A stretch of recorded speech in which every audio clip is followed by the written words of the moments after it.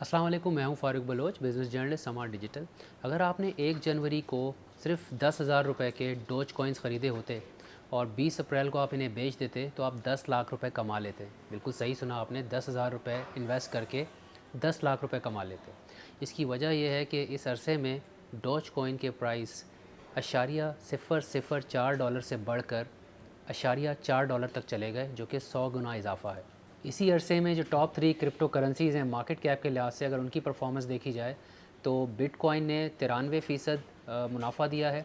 Ethereum के price इसी अरसे में 196% ऊपर गए और रिपल ने 517% की ज़्यादती देखी है अपनी कदर में। और अगर इन तीनों को मैं मिला भी लूँ तो इनका कंबाइंड प्रॉफिट भी जो है वो डॉज कॉइन के 10,000% मुनाफे के मुकाबले में बहुत ही छोटा लगता है। डॉज कॉइन इतना ऊपर क्यों गया और उसके बाद क्रैश क्यों हो गया, और क्या ये दोबारा ऊपर जाएगा या इसमें इन्वेस्टमेंट करनी भी चाहिए कि नहीं, इन सवालों के जवाब जानने के लिए आपको वीडियो पूरी देखनी पड़ेगी। जब मैं डोज कॉइन को स्टडी कर रहा था तो मेरी हंसी नहीं रुक रही थी, क्योंकि ये एक जोक है, एक मजाक के नतीजे में ये करेंसी वजूद में आई। इसके पीछे दो लोग हैं और ये कहानी स्टार्ट होती है 2013 से, जब जैक्सन पामर नामी एक ऑस्ट्रेलवी शहरी जो हैं वो एक ट्वीट करते हैं पिक्चर की। ये पिक्चर है नंबर 98 मून रॉकेट की, जो एक हाई परफॉर्मेंस रेसिंग कार है, नेस कार की, जो एक रेसिंग इवेंट होता है कैलिफोर्निया के अंदर। ये फ़ोटोशॉप इमेज है। इसमें वाज़े तौर पे देखा जा सकता है कार के बोनट पे एक कुत्ते की शक्ल बनी हुई है और ब्लॉक लेटर्स में लिखा हुआ है डोज कॉइन और उसके नीचे लिखा हुआ है डिजिटल करेंसी। इस ट्वीट में वो लिखते हैं, investing in dose coin, pretty sure it's the next big thing. ये पामर की तरफ से एक मजाक था, एक तनकीद थी और इनका इशारा था उन क्रिप्टो करेंसीज़ की तरफ जो कि सैकड़ों की तादाद में आ चुकी थी 2013 में, और उनमें से हर एक यही दावा करती थी कि this is the next big thing, यानी ये अगला बिटकॉइन होगा, ये फ्यूचर है। तो उनकी तरफ ये इशारा था और मजाक था। साथ ही अ, एक कुत्ता जिसकी तस्वीर आप देख रहे हैं, इसका बेसिकली नाम है शीबे। ये एक जापानीज़ हंटिंग डॉग है। ये 2013 में बहुत मकबूल था, एक बड़ी पॉपुलर मीम बनी थी और ये बहुत ज़्यादा it was really breaking the internet. हर जोक में, हर मीम के अंदर ये कुत्ता आ रहा होता था, तो ये बड़ा पॉपुलर था। इन दोनों को उन्होंने कंबाइन किया इसके अंदर। पामर की इस ट्वीट को बहुत ज़्यादा शोहरत हासिल हुई, बहुत ज़्यादा मकबूलियत मिली और ये देखते हुए इनको मज़ीद तफरीह सूझी।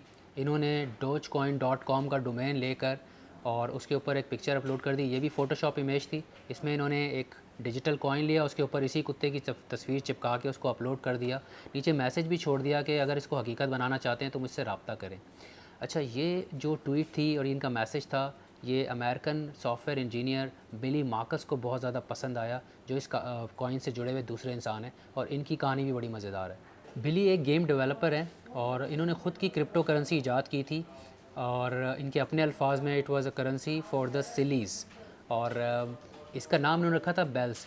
और ये भी इन्होंने एक और करेंसी से लिया था जो कि निंटेंडो का एक गेम है एनिमल क्रॉसिंग, उसमें ये करेंसी यूज़ होती थी डिजिटल बेल्स के नाम से, उस पर इन्होंने नाम रखा था।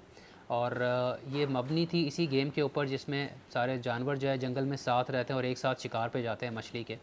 तो ये जो इनका जोक था ये लोगों की समझ में नहीं आया और इनकी जो क्रिप्टो करेंसी थी वो फ्लॉप हो गई।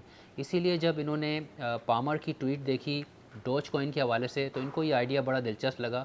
इनको लगा कि शायद दोबारा कोशिश करनी चाहिए और उन्होंने फ़ौरन उनके साथ मिलकर इसको जो है एक मजाक से डिजिटल कॉइन के अंदर कन्वर्ट कर दिया। इसमें एक दिलचस्प बात यह है कि बिली ने सिर्फ 3 घंटे के अंदर इस क्रिप्टो करेंसी को प्रोड्यूस किया। इन्होंने बिटकॉइन का कोड उठाया, वो ओपन सोर्स कोड था, उसमें चंद तब्दीलियाँ की और ये करेंसी बना दी। और दोनों का, पामर का और बिली का, बेसिकली काफ़ी जगहों पे ये नज़र आता है, उन्होंने एतराफ़ किया है कि ये जो करेंसी है ये इन्होंने जोक के तौर पे बनाई है, फ़न के लिए बनाई है। इसके अंदर बहुत ज़्यादा इन्वेस्टमेंट नहीं आनी चाहिए थी, जो इलॉजिकल है। लिहाजा जब इसमें बहुत ज़्यादा लोगों ने इन्वेस्ट करना शुरू किया तो ये ख़ुद भी हैरान हो गए थे। और इसकी बहुत सारी वजूहात हैं कि इसके प्राइस क्यों ऊपर नहीं जाने चाहिए थे। सबसे बड़ा रेड फ्लैग है इसमें, इसकी जो सप्लाई है वो अनलिमिटेड है। इकनॉमिक्स की बेसिकली ये बुनियादी उसूल है कि अगर एक चीज़ की सप्लाई अनलिमिटेड हो, एक चीज़ लामहदूद मकदार में आपको मिल रही हो, तो उसके प्राइस ऊपर नहीं जाने चाहिए, उसकी वैल्यू ज़्यादा नहीं होनी चाहिए। और इस वक्त अगर मैं बात करूं तो डॉज कॉइन जो है सर्कुलेशन के अंदर वो 126 अरब है। यानी जो दुनिया की पूरी आबादी हम ले लें 7 अरब, उनमें अगर बराबर भी डिवाइड करें तो हर एक के हिस्से में 18 कॉइन्स आएंगे। तो इस कॉइन की क्या वैल्यू होगी अगर ये इतने आराम से मिल रहा है और इतनी ज़्यादा तादाद में अवेलेबल है। दूसरा रेड फ्लैग कि ये कॉपी हो जाता है, और क्रिप्टो करेंसी की सक्सेस की एक बड़ी वजह, स्पेशली बिटकॉइन की अगर बात की जाए, कि वो कॉपी नहीं हो सकती, रेप्लिकेट नहीं हो सकती। जबकि माहिरीन का कहना है कि डॉज कॉइन जो है वो आराम से कॉपी हो सकता है। अब सवाल ये उठता है कि अगर इसका कोई फ्यूचर नहीं है, कोई इसकी वैल्यू नहीं होनी चाहिए, अनलिमिटेड सप्लाई है, कॉपी हो जाता है, इसमें वो कोई खसूसियत नहीं है जो कामयाब बनाती है क्रिप्टो करेंसी को, तो फिर इसका प्राइस आखिर ऊपर क्यों गया? इसकी मैं आपको मिसाल दे के समझाने की कोशिश करता हूँ। अगर मैं आपके सामने कुछ सीपियाँ ला के रख दूँ और मैं आपसे कहूँ ये बड़ी नायाब हैं, बहुत कीमती हैं, और उसके बारे में कुछ कहानियाँ सुना दूँ कि भाई लोगों को इसकी कदर नहीं पता और this is the next big thing, future यही है और लोगों के लिए ये करेंसी के तौर पर इस्तेमाल होगी और इसकी बड़ी वैल्यू होगी। आज सस्ती मिल रही है लेकिन जब लोगों को इसकी कदर पता चल जाएगी तो ये महंगी हो जाएगी और आपको बेचने की कोशिश करूँ, हो सकता है आप ना ख़रीदें। लेकिन अगर आपको मैं ये दिखाऊँ कि लोग इसको ख़रीद रहे हैं और वाकई में आपको नज़र आना शुरू हो जाए कि इन सीपियों को लोगों ने ख़रीदना शुरू कर दिया है, तो आपको क्यूरियोसिटी होगी, तजस्सुस होगा, आप कहेंगे यार लोग क्यों ख़रीद रहे हैं, और फिर आपके अंदर एक फ़ीलिंग आएगी कि शायद मैं कुछ मिस तो नहीं कर रहा, और आप भी ख़रीदना शुरू कर देंगे, जिसकी वजह से क्या होगा कि उसकी प्राइस ऊपर जाना शुरू हो जाएगी। और एग्जैक्टली यही हुआ है डॉज कॉइन के केस में। ये कॉइन इन्वेस्टमेंट के लिए बना ही नहीं था, इसका मकसद सिर्फ तफरी था, फ़न था, लेकिन इसके अंदर सट्टेबाज घुस गए और उन्होंने हर तरह से इसको पुश करने की कोशिश की। इसकी जो है एक ट्रेडिंग एक्सचेंज भी बन गई जहाँ पे ये ट्रेड होना शुरू हो गया और एक्सचेंज ने मुख्तलिफ़ कम्युनिटीज़ को टारगेट किया और उनकी सपोर्ट हासिल करने के लिए फ्री में भी ये कॉइन्स बांटे और मोमेंटम बिल्ड हो गया। और एक कम्युनिटी जो सर फहरिस्त रही डॉज कॉइन के प्राइस को ऊपर ले जाने में, वो है रेडिट कम्युनिटी, जहाँ पर ये एक हॉट टॉपिक बन गया, बल्कि फेवरेट टॉपिक बन गया। और बेसिकली जितने लोग रेडिट के ऊपर थे तकरीबन सब के पास ये डॉज कॉइन था और उसमें इन्वेस्टमेंट थी। जिन लोगों ने हमारी वॉल स्ट्रीट बैट वाली वीडियो देखी थी वो फेमिलियर होंगे रेडिट कम्युनिटी से। ये बेसिकली 30 लाख से भी ज़्यादा लोगों की कम्युनिटी है, इनफैक्ट पूरा एक नेटवर्क है कम्युनिटीज़ का।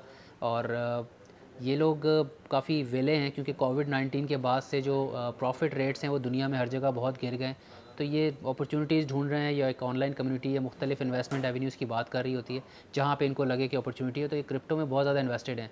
इन लोगों ने जनवरी में गेम स्टॉप नामी कंपनी के शेयर्स को बेसिकली बाइंग कर करके होल्ड करके और आर्टिफिशियली इतना इन्फ्लेट कर दिया था कि अगर उसकी जो असल वर्थ थी फॉर एग्ज़ाम्पल वो $5-10 थी क्योंकि कंपनी के हालात बुरे थे, तो ये उसको बाइंग कर करके इन्फ्लेट करके और $325-330 तक ले गए, बल्कि एक पॉइंट पे $400 तक भी ले गए थे। इन्होंने एग्जैक्टली यही काम जो है वो डॉज कॉइन के अंदर किया है, इन्होंने दबा के बाइंग की है और उसको प्राइस को ये ऊपर ले गए। और अप्रैल के मिड में तकरीबन इसकी जो मार्केट कैप है, यानी जो सर्कुलेशन में डॉज कॉइन्स, उनकी डॉलर वैल्यू 50 अरब डॉलर को भी क्रॉस कर गई। और इसकी जो सबसे बड़ी वजह है वो सोशल मीडिया हाइप और सट्टेबाजी है।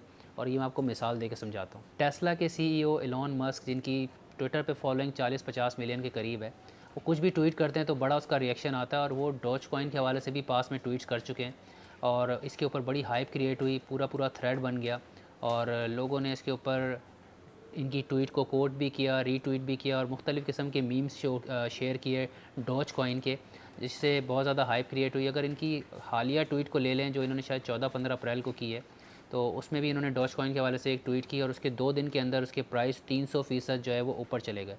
और ये जो सट्टेबाज हैं जो इसके अंदर इन्वेस्टेड हैं, वो करते क्या है, वो इस तरह के लोगों की, इन्फ्लुएंसर्स की ट्वीट्स को ऐसे लेते हैं जैसे कि ये सपोर्ट कर रहे हैं इस कॉइन को और उसको मार्केट करते हैं ताकि और लोग इन्वेस्टमेंट करें इसमें और उसके प्राइस और ऊपर जाएँ। हालांकि इलॉन मस्क मुख्तलिफ़ फोरम्स पे ये बात कह चुके हैं कि डॉज कॉइन को वो समझते हैं कि ये वाकई एक जोक है और उन्होंने इसके हवाले से जो ट्वीट की थी वो करते रहते हैं, वो मजाक के सेंस में करते हैं।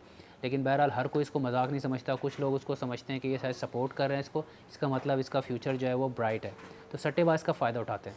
और डॉज कॉइन के केस में इन्होंने बिल्कुल इसी तरह से फ़ायदा उठाया। जब देखा कि हाइप क्रिएट हो गई है, बहुत सारे आम इन्वेस्टर्स भी डॉज कॉइन के अंदर पैसे इन्वेस्ट कर चुके हैं और उसके प्राइस काफ़ी ऊपर जा चुके हैं, अच्छी अपॉर्चुनिटी है, तो इन्होंने बहुत ज़्यादा बड़ी तादाद में सेलिंग करना शुरू की और इसकी वजह से जो डॉज कॉइन है वो क्रैश हो गया। इसको basically pump and dump technique कहते हैं। यानी होता क्या है कि शुरू में ये लोग दबा के बाइंग करते हैं, यानी पंप करते हैं पैसा इसके अंदर ताकि पैसे ऊपर लेके जाएं, इसके प्राइस ऊपर लेके जाएं, और हर तरह के चुटकुले और शोशे छोड़ देते हैं सोशल मीडिया पे कि this is the next big thing, ये बड़ा नेक्स्ट बिटकॉइन होगा और ये बड़ी चीज़ है, और एक फोमो क्रिएट कर देते हैं, फियर ऑफ मिसिंग आउट। जिससे होता क्या है कि जो दूसरे इन्वेस्टर्स होते हैं उनको लगता है यार ये लोग पैसे बना लेंगे और हम पीछे रह जाएंगे, तो इस डर से कि कहीं बाद में और महंगा हो जाए और हम लेट हो जाएं, हम भी ख़रीद लेते हैं। तो फिर दूसरे जो इन्वेस्टर्स हैं जिनको इतनी समझ नहीं है वो भी इसमें कूद पड़ते हैं, जिसके बाद प्राइस मज़ीद जाता है और ये सट्टेबाज जो पहले से इन्वेस्टेड होते हैं ये वैसी मौके की तलाश में होते हैं कि ऊपर जाए, तो ये पैसे अपने बना के बेच के निकल जाते हैं और जो बाद में आया था बेचारा वो डूब जाता है। आप इस बात को समझ लें कि हर सट्टेबाजी में इस तरह के जो स्पेकुलेटिव ट्रेड होती है, उसमें ये जो सट्टेबाज प्रॉफिट बनाते हैं ऑब्वियसली वो किसी के लॉस से ही आ रहा है और वो आप भी हो सकते हैं। तो इसमें जो सट्टेबाज हैं और वो जो कम्युनिटीज़ इसमें इन्वेस्टेड हैं जो कम वक्त में बहुत पैसे बनाना चाहती हैं, वो आजकल एक और फोरकास्ट फ्लोट कर रहे हैं। वो ये कहते हैं कि $1 तक जा सकता है। तो इस वक्त अगर इसका प्राइस 25-30 सेंट्स चल रहा है तो $1 का मतलब है 3 गुना ज़्यादा बढ़ सकता है। लेकिन ये तो वो लोग कह रहे हैं जो इनके वेस्टेड इंटरेस्ट हैं। एक्सपर्ट्स क्या कह रहे हैं? एक्सपर्ट्स कह रहे हैं ये इनका ख्वाब ही रहेगा, $1 तक नहीं जाएगा क्योंकि ये जोक है और हमेशा जोक ही रहेगा। हाउएवर रेडिट कम्युनिटी ने पास में वो काम किए हैं जो पास में हम कभी समझते थे कि इम्पॉसिबल होंगे। जो गेम स्टॉप वाली मैंने एग्जांपल दी और इवन डॉज कॉइन, ऐसा कॉइन जिसका कोई फ्यूचर नहीं है, उसको ये इतना ऊपर ले गए।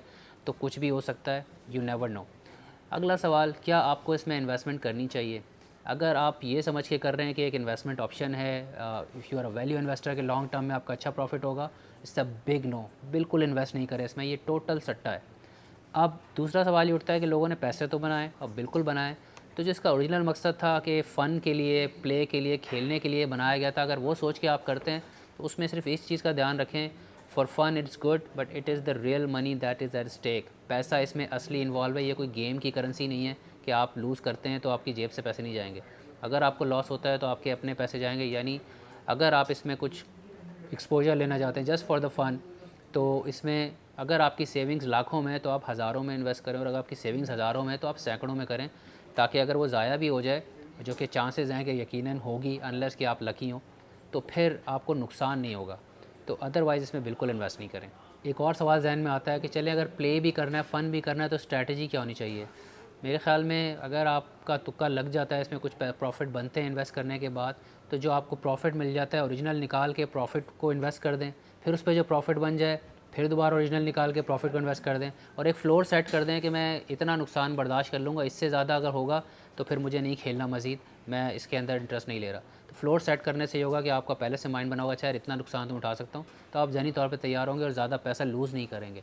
और एक और चीज़ कि इसके ऊपर हम पास में भी वीडियोस बना चुके हैं कि क्रिप्टो करेंसी ख़रीदते कैसे हैं और स्ट्रेटजी क्या होनी चाहिए, ये इतनी स्पेकुलेटिव क्यों होती है, और बेसिकली ये इतना एक अच्छा केस स्टडी है डॉज कॉइन के जो सट्टेबाजी या स्पेकुलेटिव ट्रेड है क्रिप्टो करेंसीज़ के हवाले से, कि इसको आप उन तमाम लोगों से शेयर करें जो क्रिप्टो करेंसी में इन्वेस्ट करना चाहते हैं, क्योंकि हज़ारों की तादाद में कॉइन्स हैं और बहुत सारे कॉइन्स के अंदर वही हो रहा है जो डॉज कॉइन के अंदर हो रहा है। हर कॉइन को स्टडी करके बताना it's a very labours exercise, लेकिन इसके अंदर जो आपको मैंने कहानी सुनाई उससे कम अंदाज़ा हो जाएगा कि सट्टेबाज कैसे इस्तेमाल करते हैं एक आम इन्वेस्टर को।